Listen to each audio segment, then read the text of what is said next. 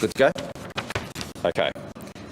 So in terms of the latest numbers, there are currently 54 active cases of coronavirus in Victoria. This includes 28 locally acquired cases. That's a decrease of 5 since yesterday, and 26 overseas acquired cases, an increase of 8 since yesterday. There is one new locally acquired case. They are a resident of Kings Park Southbank complex who have been in quarantine during their infectious period, so there are no new exposure sites, so that's good news. There are 8 new cases in hotel quarantine, and there are 4 patients in hospital. 16,290 tests were processed through the day yesterday, and 10,921 vaccine doses were administered, with a strong balance between first and second doses. Yesterday, the Chief Health Officer declared 4 more New South Wales local government areas as orange zones under Victoria's travel permit system, effective from midnight last night. So if you're entering Victoria from the city of Sydney, Waverley, Woollahra, Bayside, Canada Bay, Inner West or Randwick, you have to obtain an orange zone permit. And on arrival you need to isolate, get tested and stay isolated until you receive your negative result. Exposure sites have been added in New South Wales, Queensland and the ACT. So if you've travelled recently, please check those sites and you can find those links on the coronavirus website and follow their health advice. Happy to answer questions. Well, my message and what I hope to see out of National Cabinet is a sense of urgency and acknowledgement from the Commonwealth that this is indeed a race. That's what I want to see out of National Cabinet. I want to see confirmation of supply. We want to see an increase in supply. But above all, we want to see a sense of urgency. This is a race that nationally we are. Where are we with the numbers? Where do we stand? How many do we need? And where are we appointment-wise? When do we run out? What's the cut-off date? So there's a couple of things. In terms of where we are right now, we are well behind where we need to be. You know, our total, in terms of our population and how many are fully vaccinated, it's around 3%.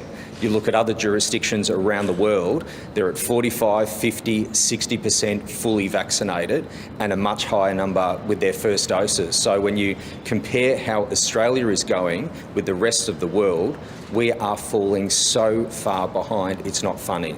Now, what we've seen out of this very high-level plan are fewer doses for Victorians for weeks in July and August before a mad rush at the end of the year. Now, I welcome General Fruin's appointment, and God knows we need someone to sort out the mess in Canberra. So I welcome his appointment, but what we need to see out of National Cabinet today and for the rest of the year is a sense of urgency, an acknowledgement that this is a race and that we need more supply, not fewer doses coming to Victoria in July and August, but more supply so we can meet the demand that is out there. People want to get vaccinated. We need people to get vaccinated. The higher the proportion of your population that is vaccinated, the better options there are for public health advice in terms of how we get through this pandemic. What percentage of the population needs to be vaccinated before lockdowns are no longer happening? So, Andrew, as Professor Sutton and Professor Cheng and other experts around the world, there's no magic number, but when you've got 50 to 60% of your population fully vaccinated, as you head towards 70, 80% of your population fully vaccinated, that's how you get through this pandemic. And that's the one job of the Commonwealth Government, supply of the vaccines. And, you know, they've had well over a year to sort this out. You know, you go back to July last year, where there was an offer of more Pfizer vaccines to the Commonwealth, enough to deliver all that we need in this country.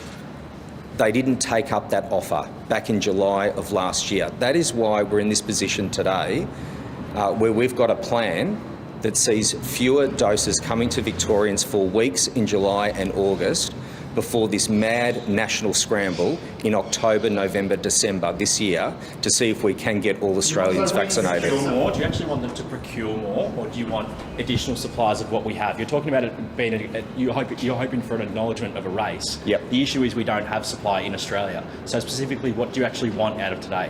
Well, it's both. This is the one job that the Commonwealth Government has: procure and supply vaccines. That's what we want to see. We want to see a plan to deliver just that. At the moment, and I welcome the General Fruin's appointment. At the moment, we've got a plan, but that plan includes fewer doses for Victorians in weeks in July and August. Now, they can spin it any way they like, the Commonwealth Government, but that is the reality for Victorians. Will you guarantee that when vaccinations in Victoria get to 60%, that there'll be no more lockdowns? Well, what I can guarantee all Victorians is that we'll continue to follow public health advice, and the public health advice is clearly that the more your population is vaccinated, the better it is in terms of combating the virus. That is the reality. The more you get vaccinated, the better it is for all of us. That is our ticket through this. Increase the proportion of the population that is vaccinated.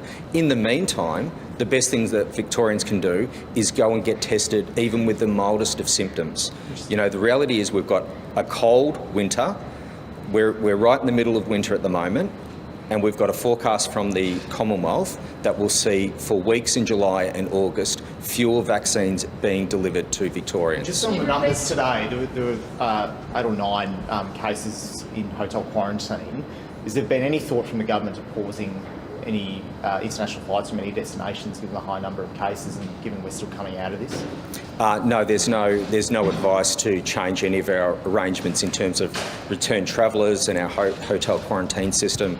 Obviously, the focus for us is to get the alternate facility built as quickly as possible, because that is the way that you can respond to both need of return travellers coming to this country, but for higher risk individuals, getting them sent to a purpose-built facility. Mr Molino, are you concerned that Labor's stance on lockdowns has alienated your base in Victoria? Look, my only concern is doing the right thing in terms of responding to the pandemic. Taking on the advice of our public health team, keeping communities safe. Politics will not defeat this virus. Looking at polls and responding to polls will not defeat this virus. So that is the furthest thing from my mind. The advice we receive from public health, the decisions we make to keep Victorians safe, to drive this outbreak into the ground, and to return to life as we knew it, enjoying all that Victoria has to offer in a COVID-safe way that we had just a few weeks ago. That's where I want to return. Have you started planning for the 2022 election? Have you started planning for the 2022 election? Right now, Simon, my focus is on the pandemic and is solely on the pandemic. You repeatedly said that vaccinating teachers is a matter for National Cabinet. Is that something you will bring up today? Well, eligibility, I've said a number of times I would love to increase eligibility, whether it's to particular age groups, whether it's to particular sectors of our economy, whether it's to teachers. I would love to increase eligibility, but you simply cannot increase eligibility if you don't have confidence in supply. And what we've seen over the last week is obviously a hit to public confidence with the decision on AstraZeneca for 50 to 59-year-olds, a massive increase in demand for Pfizer doses, and a lack of supply from the Commonwealth. So you can't increase eligibility unless you have the supply to do that with confidence. What's the situation with our second doses? The Commonwealth have repeatedly said we don't need to hold second doses because they'll supply them. Are we holding back numbers so that we can meet second doses for Victorians? Well, that is just patently wrong. What was said at National Cabinet is don't worry about second doses. The Commonwealth has all that you need. I'll put it to you in this context. At the end of May, early June, we were delivering 95,000 doses of vaccine, first doses, because the Commonwealth said we've got all the second doses you need. They do not, and that has led to the fact that there will only be about 40,000 first doses of Pfizer in early July. We've seen it in their plan. Fewer vaccines being delivered to Victoria for weeks in July and August. We've got to balance as much as we can. There will be doses, first doses for Victorians. We'll do as much as we can, but we've simply got to deliver the second doses as well. So are people in a situation where if you have an appointment booked for a second dose, that's guaranteed, or will we see a situation where people's appointments are cancelled? Our priority is making sure that people who have an appointment for a second dose receive their second dose. We don't want to see that time out, if you like. Our priority is absolutely making sure that people have their second dose of Pfizer, and we will do all that we can for the remaining doses to meet the demand for first doses. We've got to balance it out as best we can. We simply have not received enough supply of the vaccine, which is the Commonwealth's responsibility. We have not received enough supply of the vaccine to ensure that we can both meet demand for first doses as well as delivering the second doses. So when you say it's your priority, though, does that mean that there is a chance that if these talks don't go well, that people's second doses will be cancelled? No, we are prioritising second doses to making sure that everyone who is due their second dose receives their second dose. Has Victoria thought about going to Pfizer direct, bypassing the Commonwealth? Oh, believe me, if subnational jurisdictions could purchase Pfizer, we would do it in a heartbeat.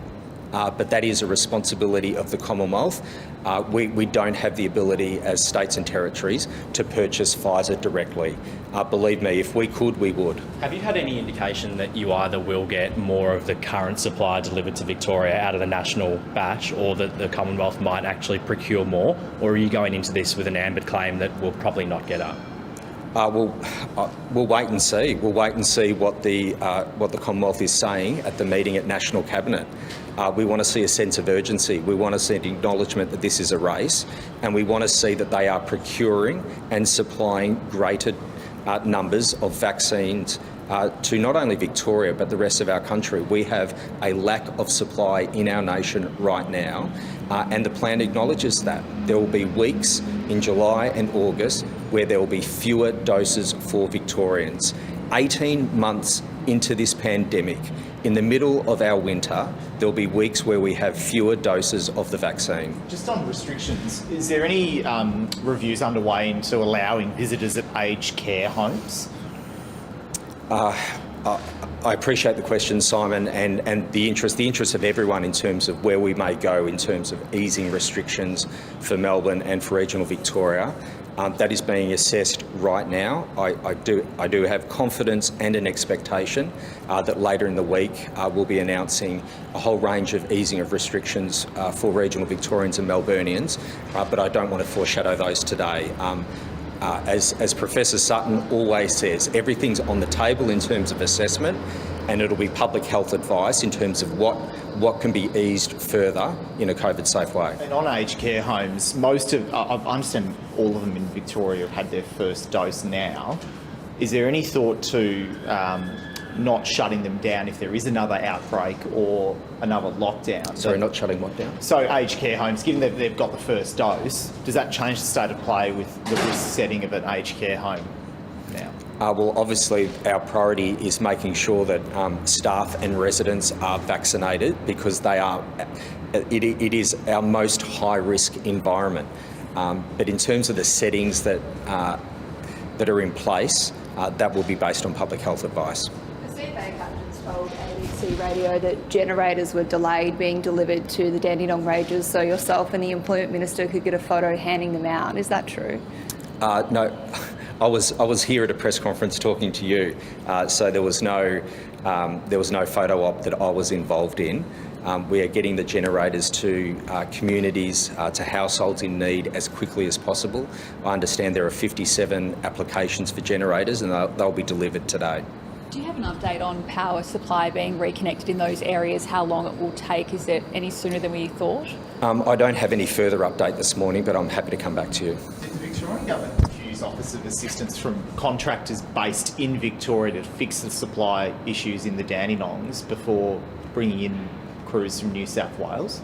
Have local crews from AusNet and Downer been sidelined?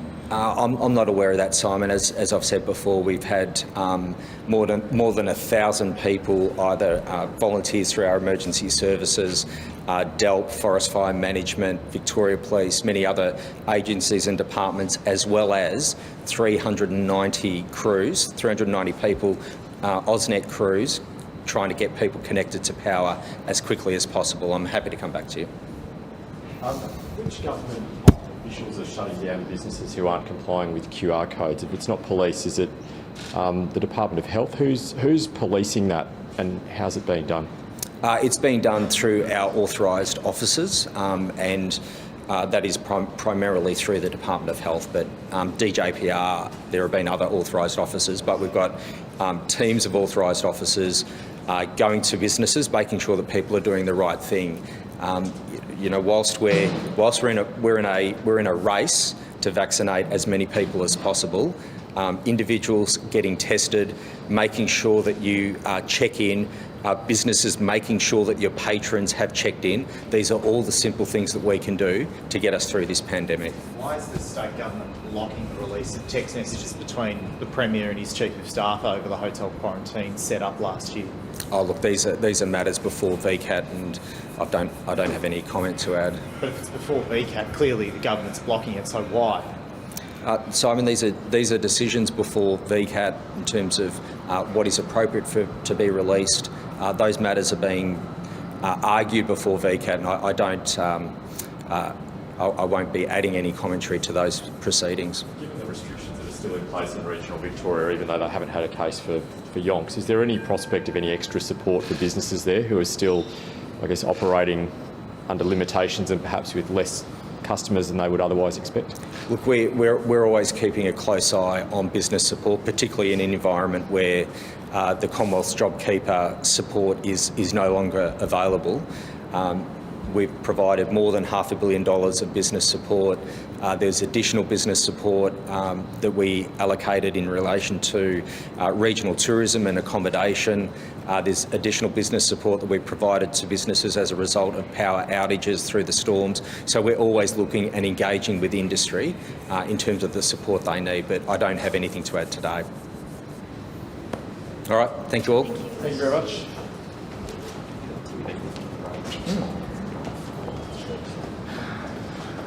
Oh, sorry. Once this is done, I'll just... Yeah.